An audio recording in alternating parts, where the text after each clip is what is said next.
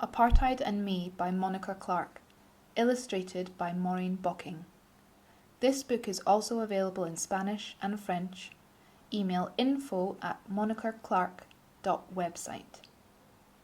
Monica offers school assemblies and talks so you can learn more and ask your questions. Nangamsa, who is 7 years old, lives with her grandmother in a township in South Africa during apartheid. Her experience of weird apartheid, as she calls it, is told in her own words through conversations with her Ouma, grandmother. Through her eyes and language, readers young and old are introduced to concepts of racial classification and laws such as Separate Development, Group Areas Act, and Prohibition of Marriages between White and Non-White, Mixed Marriages Act. This book brings out the clear meaning apartheid and gives parents and teachers an opportunity to discuss with primary school children the dangers of accepting social practices and laws which attack and erode human rights. It ends with a brief overview of apartheid for the information of teachers, parents and guardians. Published by Monica Bennett, www.monicaclark.website, info@monicaclark.website.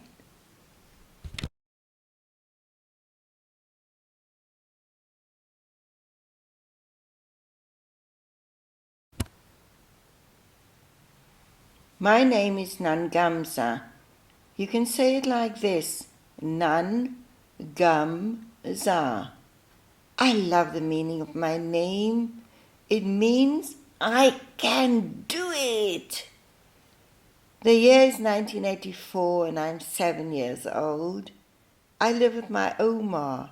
She is called Ouma because she is my grandmother. The image shows Ouma sitting with Nangamsa on a couch. Nangamsa is in a little dress and strappy shoes, and Ouma is in a yellow dress with a grey cardigan. I live in South Africa, in Cape Town, which is the last city right at the bottom of Africa. Ouma says that my mother died when I was little, but I can't remember her at all. You will see, if you carry on reading, that Ouma lived in a different area from me before my mother died. I'll tell you the reason later, because it's a bit complicated. When I was very little, I didn't know that everyone in my country was living under a bully called apartheid. My Ouma says that in South Africa, while we are living here, there are only white people in the government. The image shows a map of Africa with South Africa and Cape Town right at the bottom of Africa.